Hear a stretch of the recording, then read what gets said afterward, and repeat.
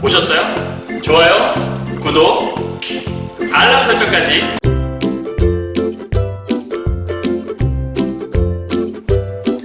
안녕하세요. 경화여고 1학년 학생 여러분, 그리고 전국에서 고1 신사고 국어 교과서를 사용하시는 학생 여러분 만나서 반갑습니다. 선생님이 오늘은 간단하게 그 국어에서 문법 파트 간략하게나마 조금 요약 혹은 뭐 좀 알면 좋을 만한 팁 위주로 설명을 좀 드리려고 살짝 가져와 봤고요. 간략하게 강의할 예정이니까 공부를 먼저 좀 하시고 난 다음에 갈무리 혹은 마무리할 때 좀 사용하시면 좋지 않을까 싶어서 오늘은 음운 변동에 대한 것들만 간략하게 한번 정리해 볼 거니까 한번 보도록 하죠.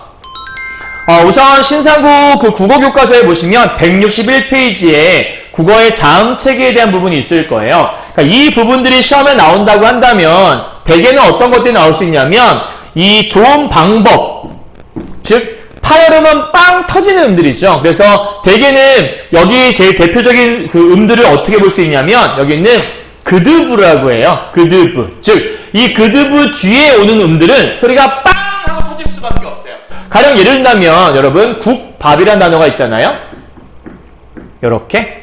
그렇다면 국이 여기 있는 기역이 여기 들어있잖아요. 그죠? 여기에 파열음이란 말이에요. 그러면 국 하면 소리가 닫혀요. 댐을 막았다가 한 번에 빵 터뜨리면 소리가 팡 터져나갈 수밖에 없죠. 그러니까 이거를 국, 빠 이게 되는 거죠. 그래서 요 뒤에 소리가 이 기역으로 인해 소리가 팡 터져나가기 때문에 나중에 발음이 빡이라는 발음으로 갈 수밖에 없다라는 거예요. 그렇게 소리를 빵 터뜨리는 것들을 우리가 파열음이라고 얘기하고 대표적인 소리들이 기역, 디귿, 비읍이 있다라는 거죠. 이해 가셨나요? 그래서 뭐 디귿이 들어간 거 뭐 닫다 이런 것도 마찬가지예요. 닫다라고 하지 않잖아요. 닫다라고 하죠. 그래서 이러한 파열음들이 사실은 제일 중요한 기본 음들이 되는데요. 시험에서도 제일 잘 나올 거예요. 요 부분들이 아마 시험에 출제된다면 어떻게 출제될 가능성이 좀 크냐면요. 가령 예를 들면 이런 거예요, 여러분. 국물이라는 단어가 있다 생각해봐요. 요거를 발음란대로 읽게 되면 국물 하면 요 기역이라는 게 기역이 이음으로 바뀌게 되거든요. 그러니까 이런 것들을 요 자음 체계도에서 어떻게 바뀌었는지 설명하는 거예요. 보시면 이 기역이 뭘 만나냐면 요 미음을 만나는 거예요. 그러면 미음과 같은 위치에 있는 부분이 요 기역과 같은 라인에 여기 요 부분이 있잖아요. 그래서 기역이 이음으로 바뀌면 같은 위치에서 소리가 두 번 나는 거예요. 우리가 발음을 여기서 한 번, 여기서 한 번 하는 것보단 같은 위치에서 두 번 하는 게 훨씬 더 편하거든요. 음운 변동이란 건 뭐냐면 발음을 편하게 하기 위해서 조절하는 것들을 얘기하는 거예요. 그래서 국물이 국물이라고 이 국물이 국물이라고 이렇게 이응으로 기역이 바뀌는 이유는 뭐냐면 기역이 미음과 같은 좋은 방법으로 이해가세요? 같은 위치에서 발음을 하기 위해서 같은 방법으로 발음하기 위해서 이 비음의 위치로 이걸 내려버리는 거죠. 그래서 국물이라는 발음을 하게 된다라고 생각하시면 돼요. 그러면 여기 있는 이 파열음이 어디로 갔냐면 비음으로 바뀌었잖아요. 즉 비음처럼 발음하는 걸 이를 우리가 여러분 배웠죠? 비음화라고 발음을 하게 되는 거죠. 이해하셨나요? 그래서 아마 이런 자음 체계도가 시험에 나온다면 이렇게 발음을 했을 때 가령 예를 들면 이거는 파열음이 비음으로 바뀐 거니까 좋은 방법이 변화했죠. 그럼 이런 걸 물어볼 수 있을 거예요. 국물이 국물로 발음될 때는 좋은 방법은 변했지만 좋은 위치는 변하지 않았다. 그러니까 좋은 위치가 변하고 좋은 방법이 변하고 뭐가 변하고 뭐가 변하지 않았는지 이런 것들을 물어볼 수 있을 거예요. 이해하셨나요, 여러분들? 크게 어렵지 않죠? 뭐 예를 들면 이런 것도 있을 거예요. 앞이란 글자 일단 생각해봐요. 앞이란 글자. 그럼 앞이란 글자 발음하면 어떻게 되죠? 이렇게 발음하게 되죠. 그러면 피읍이 비읍으로 했으니까 피읍이 비읍으로 이렇게 변했죠. 그렇다면 마찬가지로 좋은 위치가 변했나요? 좋은 위치는 그대로 똑같이 두 입술에 난 소리인데 파열음 내에서 거센 소리가 예사 소리로 변한 거니까 여기 위치 좋은 방법도 파열음에서 크게 변했다고 보기 힘들겠네요. 그죠? 다만 소리의 어떤 세기는 좀 변했다고 볼 수 있겠죠. 센 소리가 약한 소리를 변한 거라고 볼 수 있는 거니까. 이해하셨어요? 그러니까 이런 것들 여러분 찾아내는 게 가장 포인트라고 볼 수 있고요. 시험에 나올 만한 여러분들 간단한 사례 하나 알려드릴까요? 예를 들면 이런 게 있을 거예요. 한번 먼저 만들어 볼게요. 각론이라는 단어가 있을 거예요. 그럼 발음을 하게 되면 어떻게 되냐면 각론 하게 되면 요렇게 발음을 하게 돼요. 그 다음에 각론이 어떻게 되는 거냐면 깡론이 되겠죠. 이렇게 해서. 그렇죠? 자, 그럼 최종 발음만 한번 확인해 봐요. 최종 발음 보게 되면 각론이 깡론이 됐잖아요. 그럼 기억이 이렇게 해서 이응으로 바뀌었어요. 그렇죠? 그러면 여기를 우리가 잘 보세요. 이렇게 했을 때 초성, 첫 소리, 중성, 가운데 소리. 그러니까 여기를 초성이라고 하고요. 여기는 중성, 가운데 소리고요. 여기를 종성이라고 해요. 이걸 종성을 우리가 받침이라고도 하죠. 그래서 이 받침, 종성에서 라고 조건을 준다면 기억이 이응으로 바뀐 거니까 여기서 이거로 바뀌었네요. 그죠? 오케이? 그러니까 종성 부분은 좋은 위치는 변하지 않고 좋은 방법이 변했다. 그리고 리을이 니은으로 바뀐 건 여기서 일로 바뀐 거잖아요. 마찬가지로 좋은 위치는 변하지 않고 유음이 비음화된 거니까 이것도 좋은 방법이 변했다. 이런 식으로 무엇에서 무엇을 변했는지 이런 것들을 물어볼 수 있을 거예요.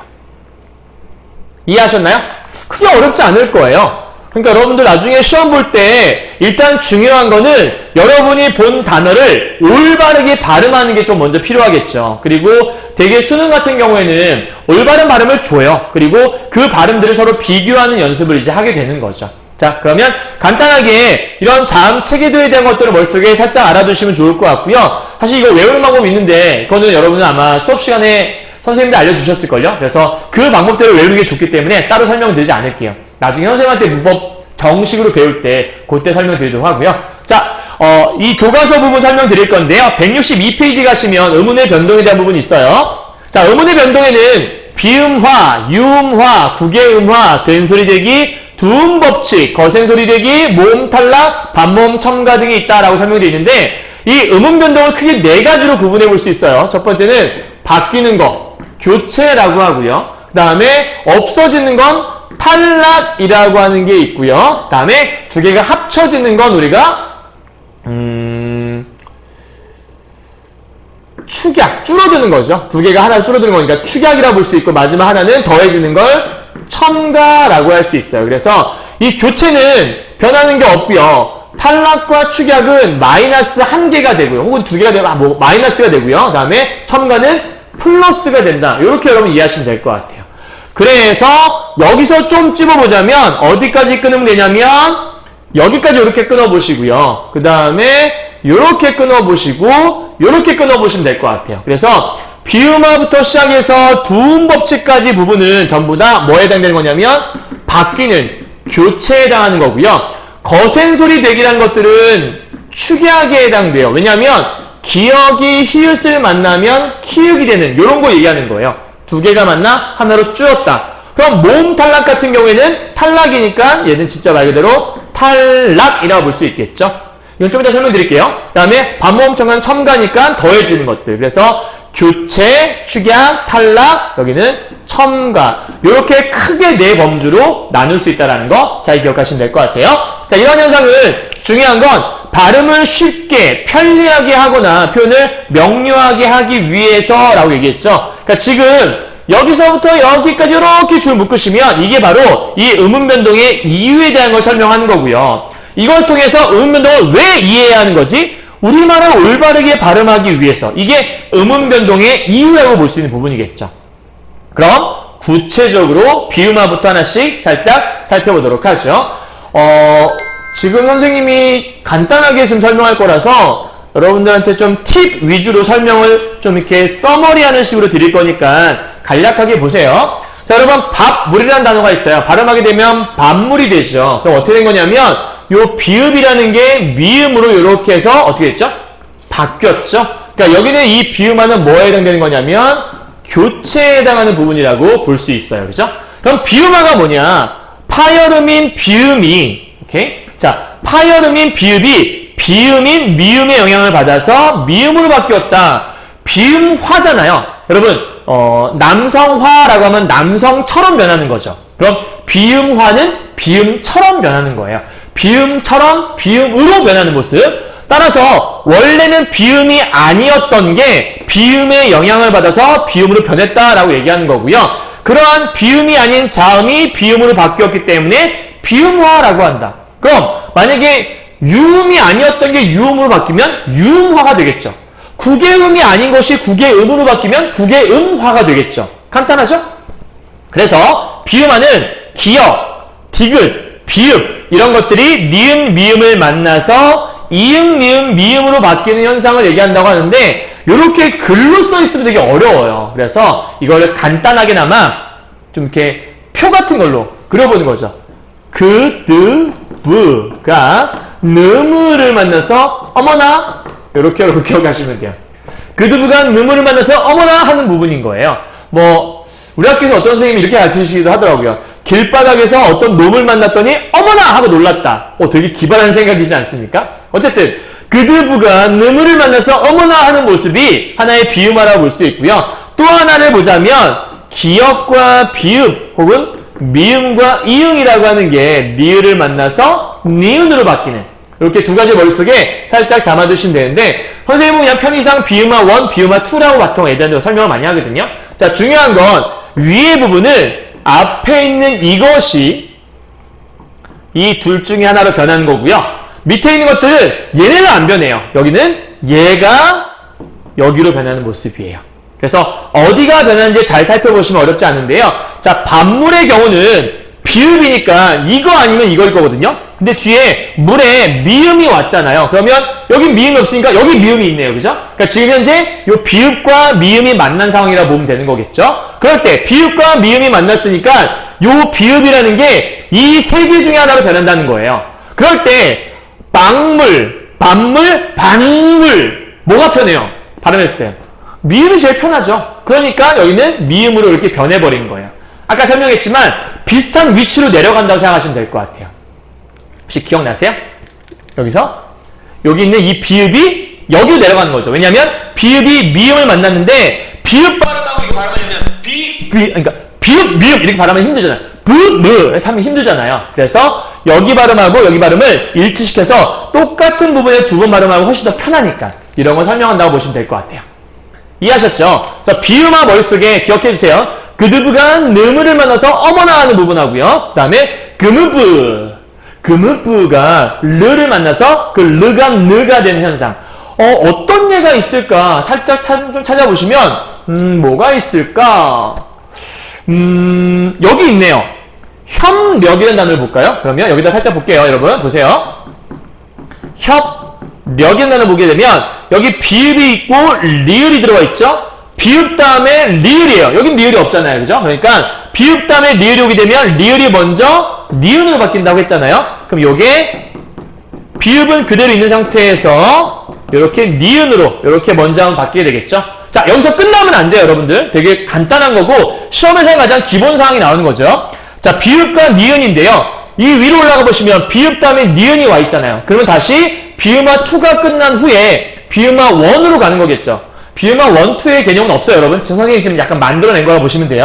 그럼 여기서 지금 비음화 2 과정을 거친 다음에 한 번 더 비음화 1 과정을 거쳐야 돼요. 비읍과 니은 만났으니까 이럴 때는 비읍과 니은 만나면 얘가 변한다고 얘기했었죠? 그럼 얘가 이 세 개 중에 하나로 변하게 될 거예요. 그러면 그러니까 이형을 봐도 협력 뭐가 편해요? 세 개 중에 발음해보면 미음이 제일 편할걸요? 그래서 얘 마지막 발음이 뭐가 되는 거냐면 협력이 될까? 여기 보면은 어딨지? 여기가 됐다라고 설명이 되는 거죠. 이해하셨죠? 그러니까 처음에는 리을이 이렇게 해서 니은으로 변하게 되고 두 번째는 이 비읍이 미음으로 변하게 되는 비음화가 몇 번이라는 거죠? 2번 일어났다라고 보시면 되는 거예요. 자, 여러분 이 문법 공부는요. 들은 거에서 끝나면 안 되고요. 선생님 설명을 들은 다음에 혼자서 해봐야 돼요. 해본 것만 하더라도 사실 시험을 다 맞출 수가 있거든요. 절대 어렵지 않은 거니까 비음화 꼭 한번 여러분들이 직접 해보셨으면 좋겠어요. 다시 한번 기억합시다. 비음화는 그드브가 느무를 만나서 어머나 하는 부분하고요. 그 다음에 금으브가 느를 만나서 리을이 니은을 변하는 두 번째 포인트. 여기 부분이 좀 특이한 거죠. 대부분 애들이 이건 알아요. 근데 두 번째를 많이 까먹는 경우가 있으니까 두 번째를 잘 기억하시면 좋겠습니다. 갑시다. 자, 요번에는 이 유마에 대한 부분을 우리가 한번 살펴볼 건데요. 지금 보니까 선생님이 요게 없네요? 어디 갔지? 그게 없네? 자, 선생님, 여러분 책에 예시가 들어있잖아요. 그 예시가 지금 선생님이, 분명히 아까 썼었는데 어디 갔을까요? 그렇다면 방법이 있죠. 살짝 가려놓고 우리가 보도록 하죠. 자, 국민에 대한 부분이니까 이걸 이렇게 살짝 가려놓고 살짝 써가면서 한번 해보도록 할게요. 페이지 163페이지 보면 요 단어가 있을 거예요. 국민이란 단어죠. 그러면 그드브가 느을 만났다. 그드브가 느을 만났잖아요. 그죠? 그러면 앞에 게 변해요? 뒤에 게 변해요? 그드브가 느을 만나면 그드브가 변한다고 그랬죠. 앞에 있는 길바닥이 변해요. 그래서 요거는 기억이 이렇게 해서 이응으로 변하게 되는 모습이 생길 수밖에 없는 거죠. 그러면 기억이 이응으로 변했는데 이응이라고 하는 건 여러분 이거 알아야 되는데 비응에 뭐가 있는지 아세요 혹시 여러분? 손을요 코에다 대고요 발음해봐요. 일단은 세 개 해보시면 되는데 아마 여러분들 이런 거 배웠을 거예요. 나라 마음 노란 양말 이런 거 배웠을 거거든요. 여기서 여러분 중요한 건 얘를 빼고요 발음해볼게요. 코에다가 손가락을 대고요 느 해봐요. 느를 하면 코가 하고 울릴걸요? 느. 다음에 무도 마찬가지예요. 무. 울리죠? 무. 다음에 이것도 아마 여기가 울릴 거예요. 그래서 니은이나 미음 혹은 이응 같은 음을 코가 울린다고 해서 비음이라고 해요. 코가 울리는 거 뭐라고 한다고요?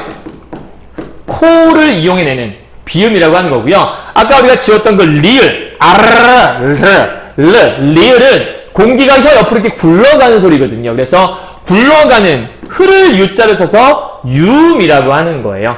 이 유음과 비음을 합치면 얘는 코를 울려서 나는 거고요. 얘는 혀가 옆에가 공기가 흘러가면서 울리게 되기 때문에 이 니은, 리을, 미음, 이응을 합쳐서 우리가 울리는 소리, 그래서 울림소리라고 설명을 하게 되는 거예요. 그러니까 울림소리는 뭐가 있냐? 비음과 유음이 있다라고 머릿속에 정리해 두시면 되는 거죠. 이해하셨죠? 자, 그렇다면 다시 한번 돌아와서요. 국민이란 글자는 기억이 이응으로 바뀌었잖아요. 그럼 이 기억은 울림소리가 아니었죠? 비음이 아니죠? 근데 이응은 느무, 중에 하나의 비음이니까 비음으로 변했네요. 그럼 무슨 화? 비음화다. 그리고 여러분 책에서 어디 앞에서 변했니? 미음 앞에서 이응으로 변했다. 이렇게 보시면 되는 거죠. 또 하나요. 닫는다라는 글자가 여러분 있어요. 그죠? 그럼 닫는다라는 글자 보게 되면 우리 아까 뭐 배웠죠? 비음화 제일 처음 시작할 때 그드부가 느무를 만나면 어머나 한다고 그랬잖아요. 그드부가, 그죠? 그럼 여기서 그드부 할 때 드가 있네요. 그드부가 느무를 만났어요. 그죠? 그럼 여긴 디귿이 변하겠죠? 어떻게 변하냐면 이응, 미응, 미음 중에 하나. 닦는다, 담는다, 닫는다. 뭐가 편하냐면 당연히 얘가 제일 편하죠. 그래서 이 디귿이 니은으로, 니은은 느무으, 비음이니까 비음화라고 볼 수 있는 부분이겠죠. 그죠? 그 다음 세 번째 범례라는 글자예요. 그죠? 이거는 그드부가 느무가 아니잖아요. 이건 리을이네요. 근데 우리 아까 뭐 했냐면 금으브가 리을을 만나면 금으브무가 리을을 만나면 이번엔 뒤에 게 변한다고 얘기했었죠? 그럼 요게 어떻게 변하는 거냐면 범례가 되겠네요. 그죠? 범례. 이거는 우리가 비음화 선생님이 아까 편의상 1, 2로 구분했었는데 비음화 2에 해당하는 부분이라고 볼 수 있겠네요. 자, 제일 중요한 건 여러분 각론이란 글자. 요게 이제 시험에서 제일 잘 나오는 글자라고 볼 수 있죠. 왜냐하면 비음화가 한 번만 일어나는 게 아니라 금으부가 리를 만났잖아요. 그러면 얘가 먼저 변하겠죠? 일단 이렇게 해서 니은으로 먼저 변하고요. 그죠? 그 다음 금으부가 느무를 만났다. 그러면 이번엔 앞에 게 변하게 되겠죠? 그러면 최종 발음은 강론이라고 볼 수 있으니까 이번에 기억이 이응으로 이렇게 바뀌는 이걸 의미한다라고 볼 수 있겠네요. 되셨나요? 비음은 간단하죠? 그래서 머릿속에 금으부가 능을 만나서 어머나 하는 부분 나오고요. 그죠? 그 다음에 금으부가 리을을 만나서 리을이 니은으로, 즉 전부 다 비음으로 변하고 있기 때문에 비음하다 정도 머릿속에 기억해 두시면 될 것 같습니다. 다음 두 번째 파트 유음화로 한번 가보도록 하죠. 자, 유음화는요 방금과 똑같아요. 비음화는 비음으로 변하는 거였다면 유음화는 유음으로 변하는 거예요. 그런데 유음은 딱 하나예요. 리을 하나밖에 없거든요. 리을과 니은이 만나면 대개는 리을이 좀 세요. 그래서 많이 리을로 변하거든요. 예를 들면 이런 거 있잖아요. 우와, 고구려 백제 신라! 이렇게 얘기하지 않거든요. 고구려 백제 신라라고 얘기하죠. 요 니은이 얘를 만나서 요렇게 리을로 변해서 신라가 되잖아요. 즉 니은이 리을로 변하는, 최종적으로 리을로 변했으니까 리은 아르, 리을, 휴를 유자를 써서 유음으로 변한다. 아까 말씀드렸죠? 그래서 요거를 보게 되면 광안루까지 얼마나 걸리나요? 광안루요? 아, 광활루에 가시나요? 라고 좀 설명을 하잖아요. 그죠? 자, 그럼 여기서 중요한 건 광안루가 아니라 광활루라고 얘기하는 거니까 어떻게 된 거지? 아, 니은이 뭘로 변하고 있냐면 죄송해요. 리을로 변하고 있는 거죠. 그죠?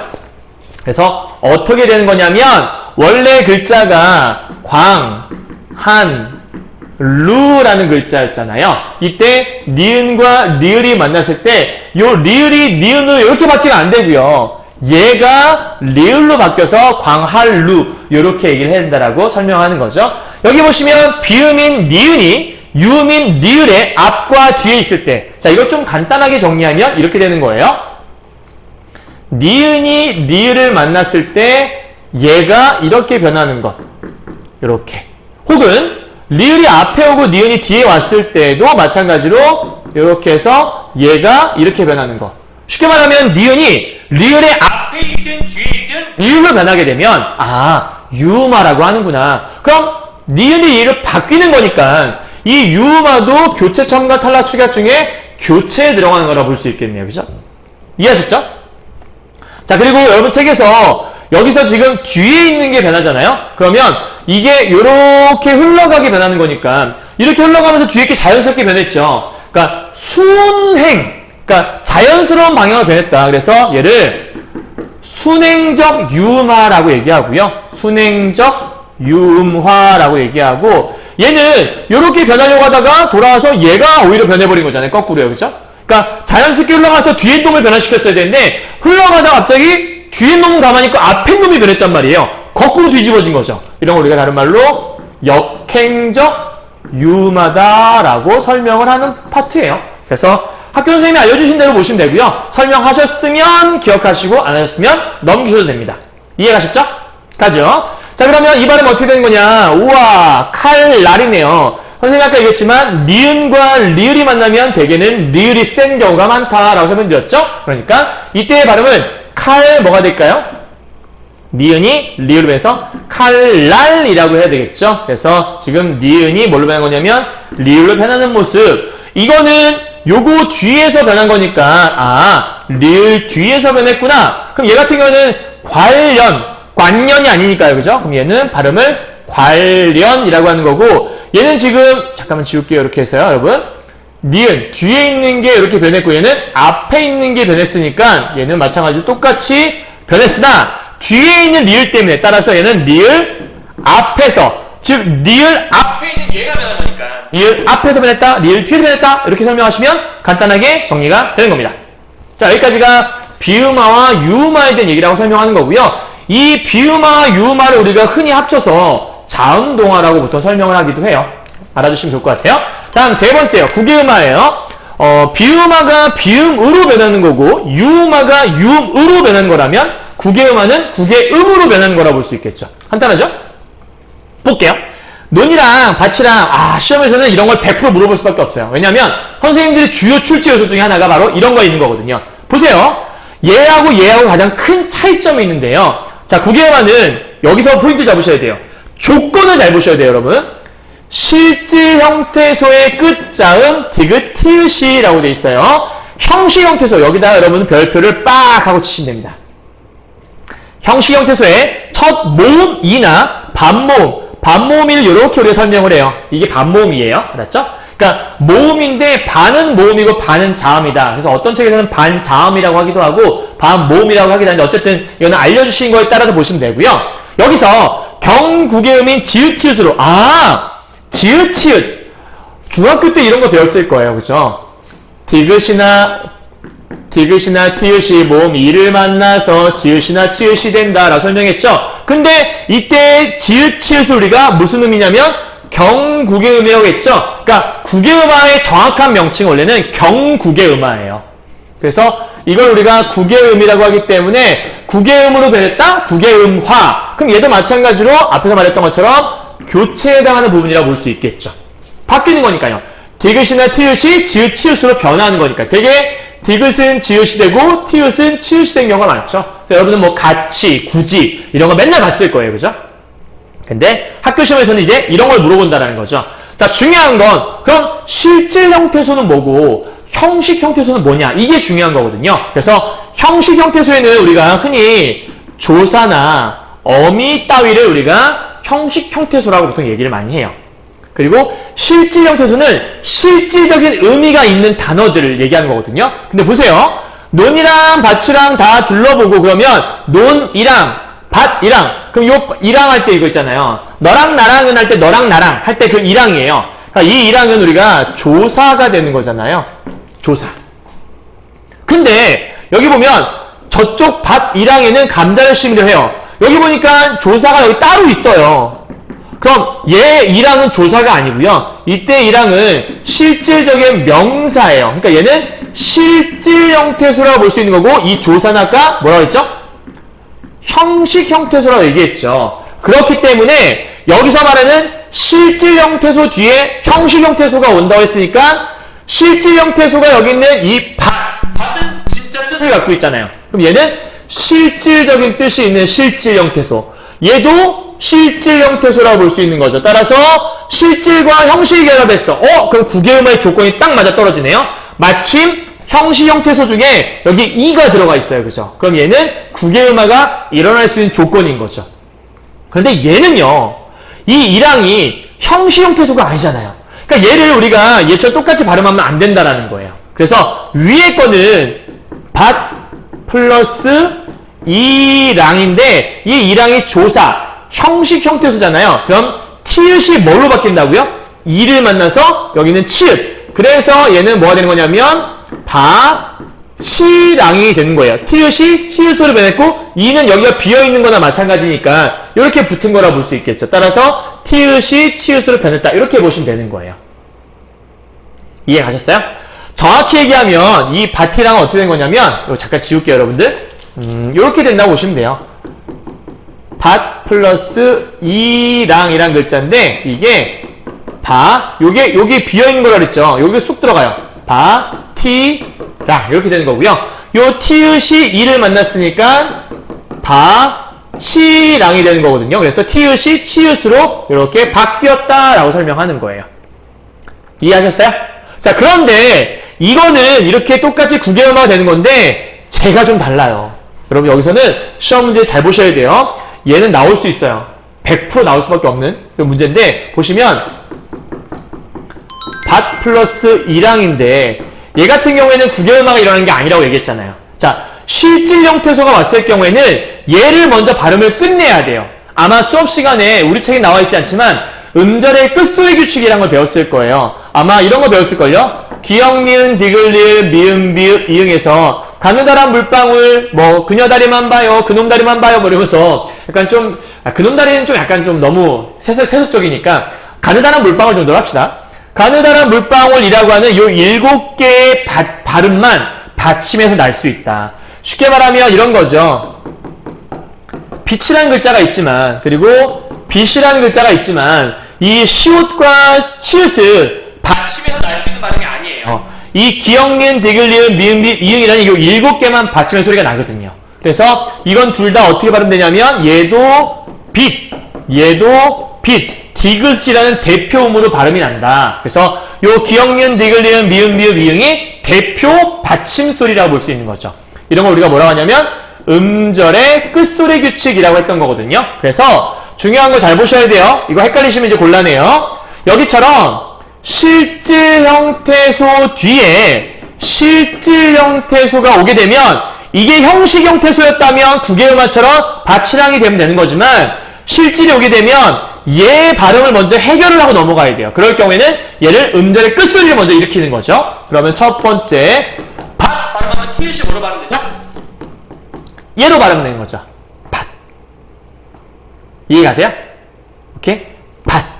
그리고 이거는 실질과 실질인데 요 뒤에서 배우는 부분 중에 하나인데요. 단어와 단어가 결합할 때 앞말에 받침이 있고 뒤에 이, 야여, 요유가 온다고 했을 때 이건 뒤에서 이제 우리가 니은 첨가라는 거 할 때 배우는 건데 어쨌든 밭이라는 글자와 그 뒤에 이, 야여 다시 한번 설명할게요. 두 단어에 간단하게만 설명합시다. 두 단어가 결합될 때 앞말이 자음으로 끝나고 뒤에 이, 야, 여, 요, 유가 왔을 때 그럼 잘 기억하셔야 돼요. 앞말이 자음으로 끝났어요. 이렇게 자음으로 끝났죠. 뒷말에 이, 야, 여, 요, 유가 왔을 때 단 주의할 건 두 단어의 결합이어야 돼요. 이거는 합성어 혹은 뭐 파생어의 경우도 있겠지만 어쨌든 합성어의 경우가 있는데 두 단어가 합성일 경우에 이, 야, 여, 요, 유가 왔다. 그러면 여기에 요게 니, 냐, 녀, 뇨, 뉴로 바뀌는 걸 얘기해요. 그래서 요 글자 어떻게 된 거냐면 이 티읕은 대표 발음이 디귿이니까 디귿으로 바뀌고요. 여기는 니은이 들어가서 밭, 니랑 요런 글자로 바뀌게 되는 거죠.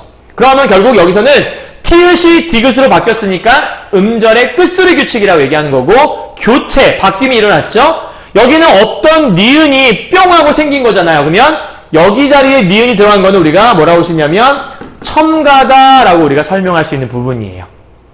이해하셨어요? 그래서 밭, 니랑 여기 되는 거죠. 근데 우리가 아까 여기서 끝난 게 아니라 그드브가 느무를 만나면 아까 어떻게 말했죠? 그드브가 느무 만나면 이 그드브가 바뀐다고 얘기했죠? 그럼 최종 발음은 뭐가 된 거냐면 그드브가 이응, 니은, 미음 중에 하나로 바뀌는 거니까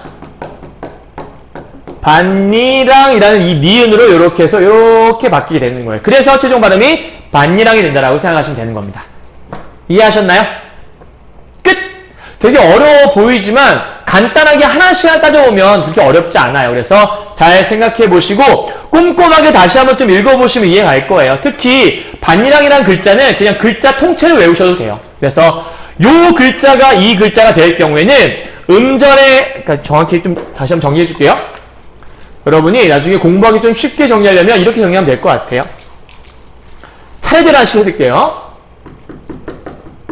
밭, 이, 랑이라는 글자가 처음에 어떻게 바뀌냐면 일단은 순서가 조금 약간 다를 수 있겠는데 그냥 이거 그대로 둘게요. 밭, 니, 랑이라는 글자로 바뀌어요. 그래서 여기 보면 여기 이응은 없는 글자예요. 이게 없는 거나 마찬가지로 볼 수 있는 거니까 여기에는 니은이 첨가되었다라고 해서 첨가가 일어나는 거고요. 그 다음에 이 글자는 요 티읕을 혼자 발음할 수가 없어요. 티읕은 아까 발음이 안 된다고 얘기했었죠.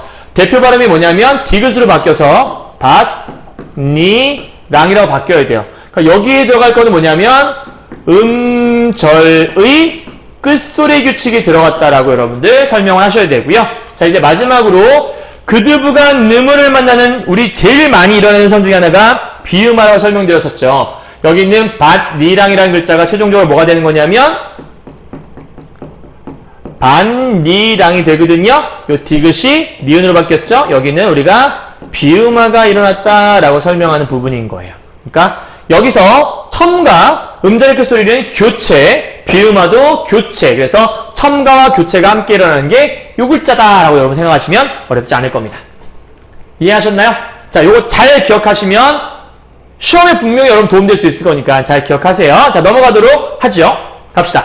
여기 써있어요. 명사 이랑과 결합하면 구개음화가 일어나지 않고 반니라고 발음된다. 왜 발음된지를 설명해드린 거예요. 오케이. 갑시다. 다음, 여기 구개음화가 일어난 단어를 찾아보자라고 얘기했었는데 선생님이 노란색으로 살짝 미리 표시를 한번 해봤어요. 그래서 우리는 내일 새벽에 해돋이를 보러 갈 거야. 그럼 여기서 표시를 보면 해가 돋다에다가 이가 결합된 건데 이 이라는 건 우리가 형식 형태수라고 하는 거 아무런 의미가 없잖아요. 해돋 이 무슨 의미가 있겠어요, 그죠? 해가 돋는데 이가 훅 나는 건가 그런 거 아니잖아요, 그죠? 그러니까 이거는 형식 형태수. 그러면 디귿이 이 만났네요. 그럼 최종 발음은 해, 도, 디. 요 디귿이 뒤로 가는 거니까 해도디가 된 거고 이 디귿이 뭘로 바뀌는 거냐면 지읒으로 바뀌는 해도지가 되는 거겠죠. 다음 얘도 마찬가지예요. 피, 붓 플러스 이인데 요 이가 형식 형태수에 해당되는 거거든요.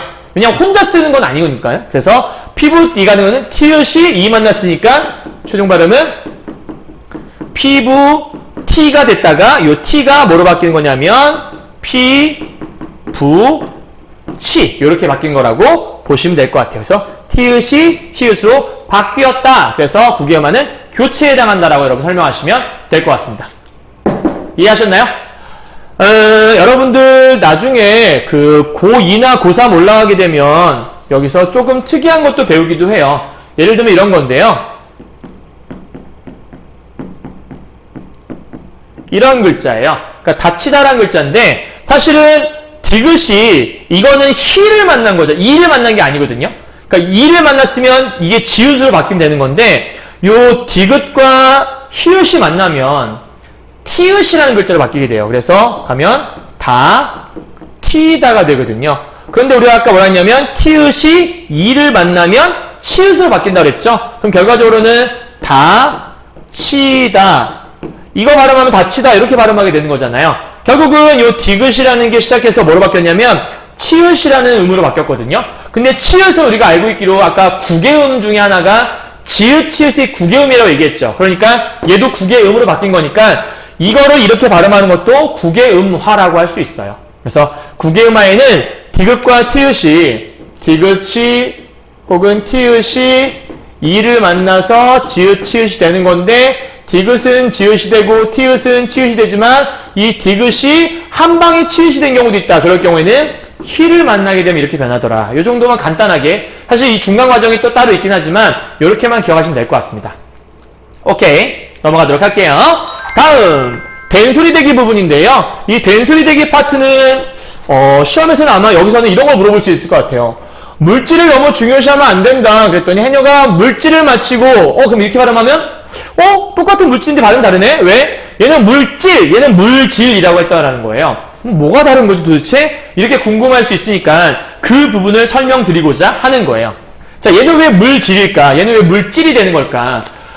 된소리 대기는 여기 보니까 예사소리라고 하는 거는 약한 소리, 보통 소리를 얘기하는 건데 그게 된소리라고 하는 강한 소리로 바뀌는 걸 얘기하는 거고요. 된소리는 우리가 흔히 말할 때 쌍 발음을 얘기하는 거예요.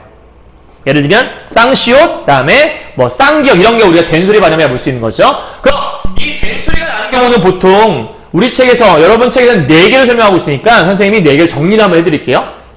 이렇게 해서 4개를 이렇게 요거 정리하셔서 머릿속에 기억하시면 훨씬 쉬울 거예요. 첫 번째는 부라고 하는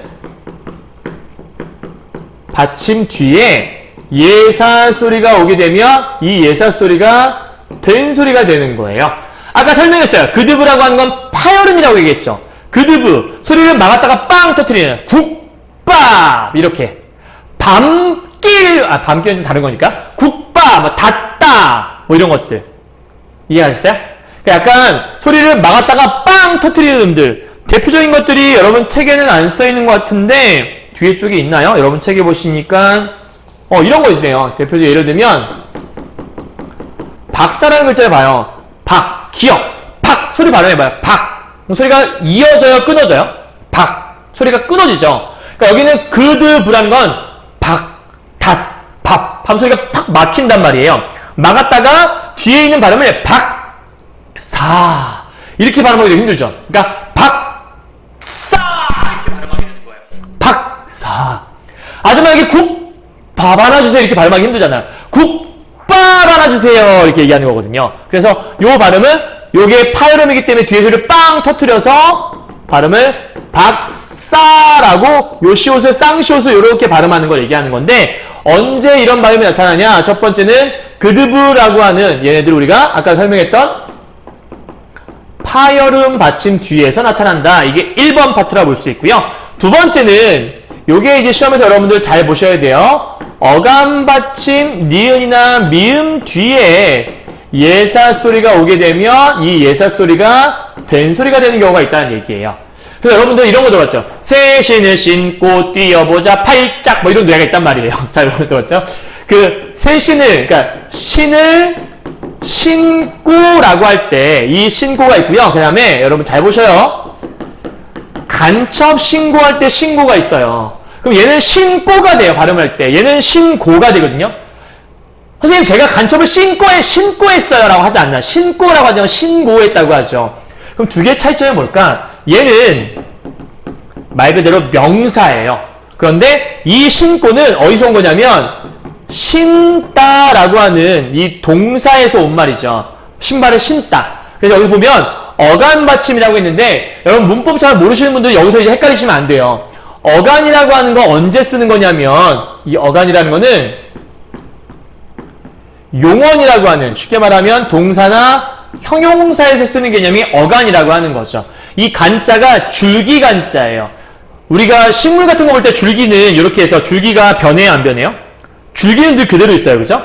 여기서 꽃 같은 이파리들은 떨어질 수 있지만 줄기는 늘 그대로거든요. 그래서 가령 예를 들면 먹다, 먹고, 먹으니 이렇게 했을 때 여기 봤을 때 여기는 이 먹이란 글자는 안 변해요. 안 변하는 이 부분이 어간, 줄기간자 써서 어간이라고 하는 거고요. 뒤에 있는 은이, 다, 고 이렇게 변해서 붙는 꼬리처럼 따라 붙는 걸 우리가 뭐라고 하는 거냐면 어미라고 하는 거죠. 그래서 이러한 동사와 형사는 어떤 구조로 되어 있냐면 어간 플러스 어미로 되어 있는 거예요.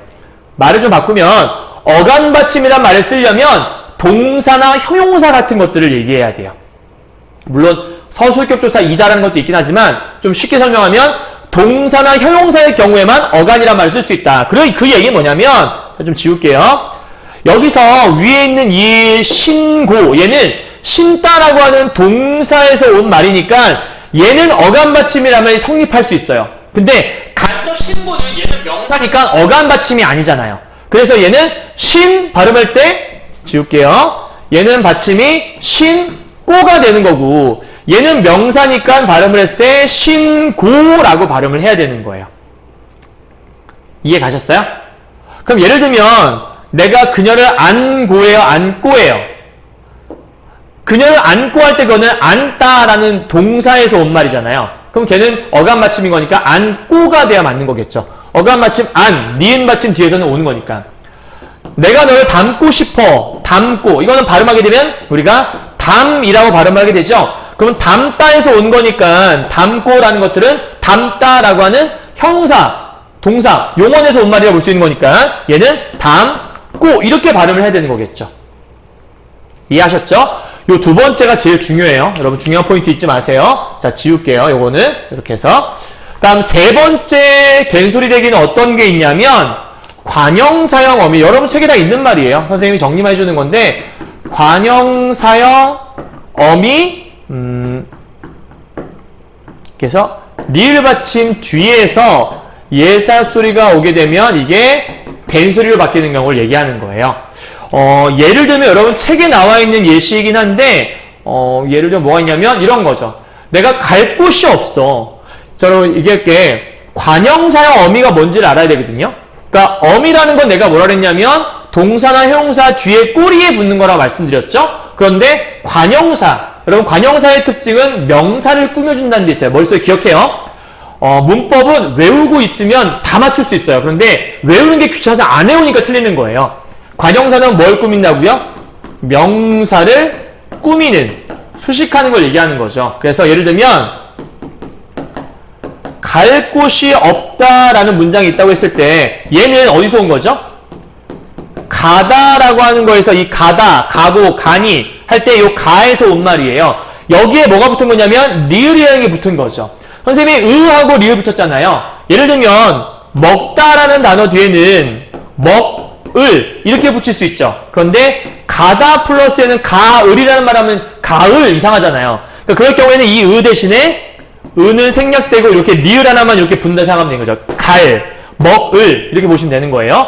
그렇다면 여기 있는 갈 곳이라는 이 글자는 어떻게 된 거냐면 가라는 이 가 있죠? 가라는 얘는 어간에다가 요 리을이라고 하는 어미가 붙어 있는 거예요. 그러면 이게 갈이 갈 곳이라고 해서 이 곳이라는 게 명사거든요. 그럼 명사를 꾸미는 요 리을은 관형사를 만들어주는 어미라고 볼 수 있겠고 관형사형 어미 리을에 해당하는 부분이겠네요. 그렇다면 갈 곳이 없어가 아니라 갈 곳이 없어 이렇게 되는 거죠. 그럼 내가 알 바가 아니야 할 때 마찬가지야. 알 바가 아니야. 이렇게 꾸미는 거니까 알바라고 하지 않고 알바라고 여러분 책에도 아마 써 있을 거예요. 할바 뭐 이렇게 해주고 또 하나 예를 들자면 뭐 이런 거겠죠. 만나다란 말이 있을 때 도대체 나는 오늘 시간 너무 많은데 만날 사람이 없어. 그러면 만나까지에다가 리을이 붙어서 만날 사람이란 뜻이잖아요. 사람은 명사고 명사를 꾸밀 수 있는 건 관형사. 근데 만나다라는 동사를 리을을 붙여서 관형사처럼 만들어 놓은 거니까 만날 사람이 아니라 만날 사람이 없어. 싸 이렇게 발음해야 한다는 얘기죠. 이해 가셨나요? 여기까지가 세 번째 파트고요. 마지막 네 번째가 한자어 리을 받침 뒤에 예사 소리가 오게 되면 예사 소리가 된 소리가 된다라고 설명할 수 있습니다. 된 소리 되기가 여러분들 제 시험에서는 좀 잘 나오기도 하고요. 여러분들 어려워하기도 하는데 간단해요. 한자어라고 말씀드렸어요. 그러면 제일 대표적인 게 갈등이라는 단어 있잖아요. 그런 게 한자어거든요. 그래서 갈등이라고 하지 않고 우리가 갈등 이렇게 발음을 하죠. 갈등. 자, 그런데 여러분 책에서 하나 중요한 개념 설명하는데요. 자, 넘어갔다 올게요. 여기 보게 되면 고유어에서는 된소리 대기가 일어나지 않는다고 얘기해요. 왜냐하면 방금 얘기했지만 갈등이라는 거, 그 다음에 물질이라고 했을 때 요게 무슨 뭐 머티리얼이라고 하나요? 어떤 뭐 화학 물질, 그 물질은 한자어예요. 물질은. 근데 해녀들이 물속에서 하는 어떤 질, 이거는 물질은 순 우리말이거든요. 그럼 우리말은 고유어라고 할 수 있는 거고요. 그럴 경우에는 된소리 대기가 일어나지 않는다고 했죠. 그러니까 어떤 화학 물질이라고 하는 게 맞는 거고 해녀들이 물속에서 하는 것들은 물질이라고 해야 되는 거예요. 근데 갈등은 우리가 한자어거든요. 선생님, 그럼 내가 어떻게 한자를 다 외울 수 있죠? 간단해요. 시험 문제 출제할 때는 한자어는 이렇게 괄호를 열고 여기에 한문을 주게 돼 있어요. 한문이 써 있을 경우에는 우리가 한자어라고 볼 수 있는 거고요. 안 써 있으면 그거는 우리말이겠죠. 보통 그렇게 구분을 많이 해주고요. 왜냐하면 학생들 스스로가 한자어임을 알기가 좀 힘들거든요. 대신 이런 물질 이런 것들은 알 수 있겠죠. 그냥 물에 사는 질이니까 이런 거 우리가 한자어라고 하진 않거든요. 그래서 이런 거는 시험에서 물어볼 수 있는 되게 중요한 포인트니까 이렇게 네 가지 잘 기억해 두시면 좋을 것 같아요. 출제 요소 포인트예요. 기역, 디귿, 비읍, 그드브 뒤에 어감 받침 니은, 미음 뒤에 관형사의 어미 뒤에. 그래서 사실은 요 두 번째, 세 번째가 시험에 좀 잘 나오는 편이니까 머릿속에 잘 기억해 두시면 어렵지 않게 문제를 풀어낼 수 있을 겁니다. 이해하셨나요? 자, 그렇다면 넘어가서요. 여기 예시를 한번 보도록 하죠. 국수라는 단어는 발음을 했을 때 어떻게 발음되는 거냐. 얘 같은 경우에는 우리가 발음을 하게 되면 국수라고 발음하게 되는 거죠. 왜요? 기역이라고 하는 우리가 아까 파열음 그드브라고 하는 이 얘는 파열음 기역 뒤에서 발음하는 거라고 말씀드렸잖아요. 요거는 이제 여기 환경에다 쓰면 되는 거겠죠. 그러니까 기역 뒤에서 기역은 파열음에 해당하는 부분 이렇게 여러분 보시면 될 것 같아요. 다음에 얘는 우리가 발음하면 합법이라고 발음하죠. 얘도 마찬가지로 비읍 때문에 이런 거니까 우리 아까 그드브라고 하는 이 비읍도 우리가 파열음이라고 볼 수 있겠죠. 그죠? 그 다음에 얘는 우리가 발음할 때 꽃을 심다라고 하잖아요. 그러면 왜 디귿이 쌍디귿이 됐을까? 이 미음 때문에 그런 거예요. 여러분 왠지 알겠어요? 이제 심다. 심다라는 것들은 우리가 용언, 동사, 형용사에 포함되는 말이라 볼 수 있는 거죠. 그러면 얘는 어간, 받침, 미음. 얘 때문에 이런 거죠. 어간, 받침. 이런 걸 집어낼 수 있냐 없냐가 이제 시험을 좌우하는 거예요. 마지막 발전. 아까 말했어요. 이렇게 한문을 주게 되면 뭐다? 한자어다. 한자어 리을 뒤에 올 때에는 한자어 리을 뒤에서는 이렇게 뒤에 발전이라고 된다. 그래서 한자어 리을 받침이 있어서 이런 일이 벌어졌다라고 설명할 수 있는 부분. 잘 이해할 수 있겠죠? 4개예요. 그드브라고 하는 파열음 뒤, 어감 받침 뒤, 관형사형, 여기 빠진 건 관형사형 어미 빠졌네. 아까 갈 곳이 없어. 할 바가 아니야. 만날 사람이 없어. 할 때 그거 기억하시면 될 것 같아요. 두음 법칙인데요. 여러분 두음 법칙은요. 머리 두자에다가 음이에요. 그러니까 머리에 오는 음인데 간단한 거예요. 원래는 두음 법칙을 설명할 때 대표적으로 여러분들이 세 개만 기억해 놓으면 되는 건데요. 이게 되게 중요한 포인트 여러분 여기 있다 보시면 돼요. 여기서 주로 한자어, 요게 지금 제일 중요한 포인트니까 여러분 책에서 아마 166페이지에 있는 것 같아요. 한자어에서 주로 나타나는 건데 정리를 간단하게 좀 해드리면 일단 두음 법칙은 크게 세 가지가 있다고 보시면 돼요. 하나는 니은이 탈락되는 거, 두 번째는 리을이 탈락되는 거. 여기까지는 너무 잘 알아요. 그런데 이제 세 번째 제일 중요한 게 리을이 니은으로 바뀌는 얘도 두음 법칙에 해당돼요. 요거 여러분이 놓치시면 절대 안 돼요. 알았나요?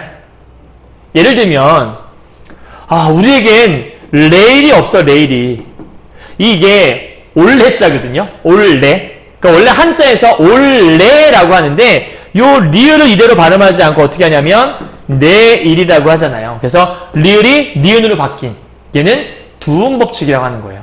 오해하시면 안 되는 건 니은이 우리가 비음에 해당한다 그랬죠. 느무으. 근데 니은 바뀌었으니까 이거 비음화 아닌가요? 말머리에서 온 거기 때문에 이건 비음화가 될 수 없어요. 비음화는 아까 뭐라 했었냐면 니은으로 바뀌는 게 아까 기억나세요? 그드부가 느무를 만나서 어머나. 그러니까 이 니은이 뒤에 쪽에 있어야 돼요. 그럴 경우에는 리을이 니은 변하는 게 가능했죠. 아까 그무부으가 리을 돼서 니은 되는 뒤에 있었잖아요. 근데 맨 앞에 온 거기 때문에 비음화가 성립할 수 없다라는 거 기억하셔야 돼요. 알겠죠? 다음 얘 같은 경우에는 여기 있죠. 년이라는 거. 해년인데요. 년이 맨 앞에 오니까 이응으로 바뀌어서 니은이 뿅 하고 사라졌잖아요. 그래서 년간이라고 하지 않고 연간이라고 하는 이게 우리가 두음 법칙이 될 수 있다는 거 기억하시면 되고요. 여러분 이해하셨나요? 리을이 되는 건 여러분 책에서 제일 쉬운 예가 뭐가 있냐면 뭐 그런 거 있죠. 력사가 어떻게 돼? 할 때 이 리을을 없애버려서 역사가 되는 거. 이런 예시들이 우리가 리을 탈락에 해당하는 부분이니까 이렇게 앞에 오는 말머리에 니은이 오면 없어지는 거, 말머리에 리을이어서 없어지는 거, 그 다음에 말머리에 리을이 니은으로 바뀌는 거. 얘네들은 쉬워요. 두음 법칙에서 여러분 잘 알고 있으니까. 근데 이 세 번째를 여러분 진짜 많이 헷갈릴 거니까 이 세 번째를 잘 알아두시면 좋을 것 같아요. 너는 당체 논리가 없어. 논리가 없어. 이 논리가 뭐예요 여러분? 논리로 발음하는 걸 얘기하는 거예요. 이게 지금 이 리을이 니은으로 바뀌는 이걸 얘기하는 거라고 볼 수 있는 거죠. 이해하셨죠? 자, 그러면 여기까지 두음 법칙까지 설명을 다 했고요. 요 세 개에 대한 설명이 선생님 표로 정리한 거 이거 얘기하는 거예요. 그럼 표로 잘 정리해 주시면 될 것 같아요. 다음 넘어가서 요거 계량. 이거 그거네요. 량자라고 하는 건데 이 량이 맨 앞에 오게 되면 리을이 뿅 하고 사라져요. 그러면 양이 되는 거겠죠? 자, 론인데 여기 오게 되면 아까 선생님이 얘기했죠? 리을이 이거는 온증이란 말은 없으니까 니은으로 바뀌어서 논증. 그러니까 여기 지금 세 번째에 해당하는 부분을 볼 수 있겠죠? 당뇨, 이응이 뿅 하고 사라져요. 그래서 요소가 되는 것들. 그러니까 지금 우리가 이거를 1번, 2번, 3번이라고 했을 때 얘는 리을이 없어진 거니까 2번에 해당하는 거, 얘는 3번에 해당하는 거, 얘는 1번에 해당하는 거. 이렇게 보시면 어렵지 않겠네요. 됐나요? 갑시다. 자, 마지막이 아니라 거센소리 되기에 대한 부분인데 거센소리 되기는 여러분들 간단해요. 이거는 여러분 머릿속에 어떻게 기억하시면 좋냐면요. 살짝 넘어가서 정리하도록 하죠. 두 개라고 보시면 되는 건데 이것도 표로 정리해 드릴게요. 첫 번째는요. 일단 이렇게 해서 받침이 앞에 기역이나 디귿이나 비읍이나 지읒이 왔을 때 히읗과 결합하는 거센소리는 무조건 히읗과 결합하는 생각하시면 돼요. 얘가 결합했을 때 여기에 획이 하나씩 붙는 거죠. 크, 트, 그 다음에 프, 츠 이렇게 변하는 것들. 그 다음에 받침에 얘네가 아니라 히읗이 앞에 오는 거예요. 그럴 때 요 뒤에 기역이나 디귿이나 지읒이 보통 오게 되거든요. 그럴 때 마찬가지로 획이 하나 붙어서 크, 트, 츠로 변하는 것들. 이런 거 얘기하는 거예요. 예를 들어서 난 네가 좋고 이런 것들. 나는 네가 좋다 이런 것들 있죠. 자, 히읗과 기역 만났으니까 좋고 이는 히읗과 디귿 만났으니까 좋다가 되는 거겠죠. 자, 얘네들은 히읗과 기역이 만나서 둘 중에 하나 없어지는 게 아니라 완전 새로운 히읗이 생긴 거잖아요. 두 개가 만나서 하나로 줄어버린 거예요. 그래서 거센 소리 되기 우리가 뭐라고 얘기하냐면 축약이다 라고 보통 우리가 설명을 하게 됩니다. 축약. 그럼 얘는 실태. 얘는 진짜 말 그대로 실태가 되는 건데 얘도 우리가 실태라고 발음을 하잖아요. 근데 얘는 왜 실태가 되는 거지? 보니까 여기는 히읗 받침과 디귿이 만나서 리을은 그대로 남아있고 히읗과 디귿이 합쳐져서 티읕이 됐구나. 그럼 시험에서는 이런 건 너무 쉬운 예고요. 이런 겹받침 뒤에 왔을 때 이런 걸 잘 체크해야겠죠. 예를 들면 이런 거 있겠네요. 그 책은 달았어. 달코. 그럼 얘는 히읗과 기역이 합쳐지게 되면 달코라고 하는 이런 발음이 된다라고 볼 수 있겠네요. 이해하셨죠? 자, 우리 앞에까지는 전부 다 교체에 해당하는 부분이었고 여기는 우리가 이제 축약에 대한 부분이라고 보시면 될 것 같네요.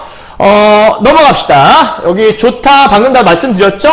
이거는 아마 수업 시간에 했을 거니까 말씀 안 드려도 다 알 수 있을 거니까 예시는 넘어가도록 할게요. 책 다 했을 거예요 아마. 다음 모음 탈락에 대한 부분인데 여러분 이거 시험에 잘 나올 부분이에요. 뭐냐면 어떻게 시험에 나올 수 있냐면 이런 거예요. 너 집에 가서 봐 라고 했을 때 이 가서를 여러분 오해하는 경우가 뭐냐면 가 플러스 서가 결합되었다 이렇게 보는 애들이 있거든요. 근데 여기가 제일 큰 함정인 거예요. 가 플러스 서는 없어요. 뭔 얘기냐면 가 다음에 뒤에 결합할 수 있는 우리가 요거는 어간이라고 아까 설명했죠? 뒤에는 어미라고 했는데 서라는 어미는 없거든요. 그럼 어미는 뭐가 있냐? 아서 또는 어서 이런 거밖에 없어요. 이해했어요?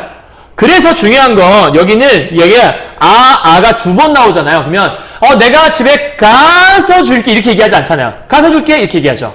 그럴 경우에 이 두 개가 겹쳤으니까 하나가 뿅 하고 사라지는 걸 우리가 탈락이라고 한다는 거예요.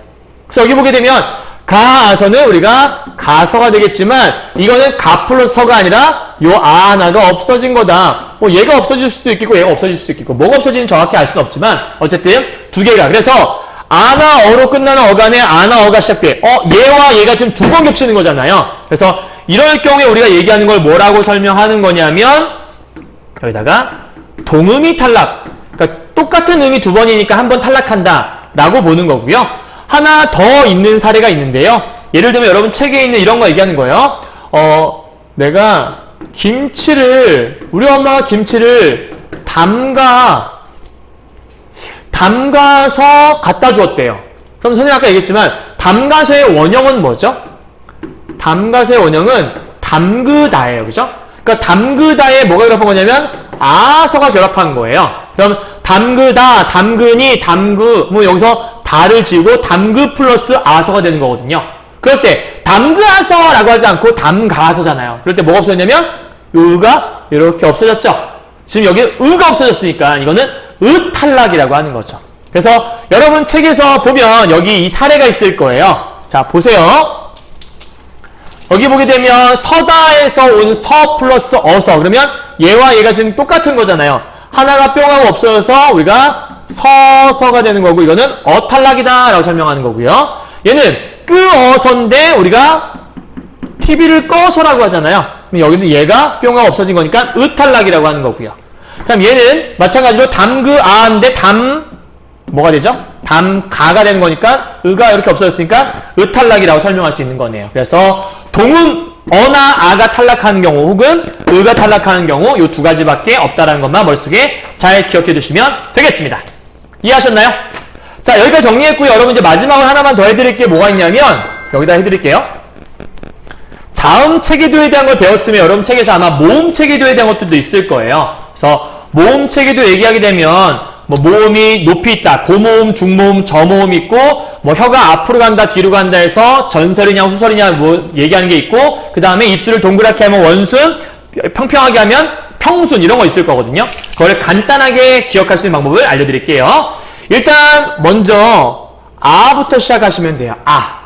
다음에 아가 있으면 반대로 뒤집어진 어가 있겠죠? 다음에 어가 있으면 오도 있고요. 뒤집으면 우도 있겠죠? 그 다음에 여기다가 이제 짝대기를 하나씩 집어넣어요. 아에다가 짝대기를 하나 집어넣어요. 하나 집어넣으면 애가 되겠죠? 하나 집어넣어요. 그러면 왜가 되겠죠? 하나 집어넣어요. 그러면 이게 되겠죠. 그 짝대기를 여기다 그냥 하나만 이렇게 그어요. 그리고 2가 있으면 얘와 짝꿍을 이루는 으라는 것도 있겠죠. 여러분 이렇게 해서 하나 정리하시면 될 것 같아요. 자, 여기서 이제 여러분들이 잘 보셔야 되는데 여러분 책에 모음 체계도가 있긴 한데 이렇게 기억하면 훨씬 더 머릿속에 좀 잘 들어갈 수 있으니까 정리 하나 해줄게요. 잘 끊어요. 일단 여기서 어떻게 끊냐면 이렇게 하나 그 다음에 이렇게 하나 이렇게 끊어요. 끊었어요? 하나 둘로 끊어요. 자, 그래서 앞에 에 이거 있죠? 여기 차례로 여기가 제일 낮은 저 모음, 여기는 가운데 있으니까 중 모음, 여기 제일 위에 있으니까 고 모음. 그래서 저, 중, 고로 하나씩 가면 돼요. 여러분 기억하기 쉬운데 여기하고 여기 있잖아요. 여기다가 니을 붙이면 네가 있죠. 그럼 봐요. 턱을 봐서 발음할 때 네 있잖아요. 우리가 보통 발음할 때 이런 발음을 어떻게 하냐면 이거는 내가라고 하는데 얘도 내가거든요. 근데 얘는 우리가 발음하기 힘드니까 니가라고 해요. 그죠? 그렇게 하지 마시고요. 내가 그래죠. 턱을 이렇게 내려. 내가 그랬잖아. 내가 그랬구나. 내가 그랬잖아. 내가 그랬어. 아니 내가 그랬다니까? 내가 그랬구나. 이거예요. 그럼 봐요. 이렇게 하게 되면 더 낮아지죠. 근데 내가 그랬다고 할 때는 좀 올라간단 말이에요. 내가 얘가요. 쉽게 말하면 얘가 얘보다 좀 높은 거예요. 이렇게 기억하면 저, 중이란 걸 알 수 있을 거예요. 이해하셨죠? 그 다음에 발음을 할 때 오 발음해볼게요. 오. 근데 입을 옆으로 찢은 다음에 오 발음해봐요. 돼요? 오. 안 되죠? 그러니까 오는 입술을 동그랗게 해야지만 발음할 수 있거든요. 선생님 아도 발음 가능한데요? 여러분 아를요 이렇게 찍고 발음해봐요. 돼요 안 돼요? 돼요. 그죠? 그러니까 아는 찢어도 돼요. 쉽게 말하면 오가 있는 여기를 이렇게 동그랗게 쳐봐요. 이렇게 여기 이렇게 동그랗게 치면 이 부분을 오나 우가 들어간 이 부분만 입술을 동그랗게 해서 발음할 수 있는 원순 모음이 돼요. 그리고 나머지 6개들은 원순이 아니기 때문에 얘네하고 얘네를 이렇게 합치면 얘네는 평순 모음이 되는 거예요. 이해하셨나요? 자, 이제 마지막이요. 우리 치과 같은 데 가게 되면 선생님이 어떻게 하죠? 이해해보세요. 하잖아요. 그죠? 자, 이해할 때 선생님한테 선생님 이해해보세요 하면 이렇게 하는 사람 있어요? 없죠? 이해해보면 어떻게 해요? 이렇게 보여줘야 돼요. 그죠? 그러니까 이는 앞으로 가게 돼 있어요. 그래서 앞으로 전진하기 때문에 이렇게 끊어서 이라고 하는 이 밑에 여기 파트는 뭐냐면 혀가 앞으로 가는 전설 모음이다라고 얘기해요. 근데 가는데 선생님이 너무 무서운 거예요. 하면 뒤로 가게 됐죠. 자, 그죠? 그러면 는 뒤로 가는 거기 때문에 여기는 우리가 후설이라고 이렇게 얘기할 수 있어요. 대충 정리됐나요?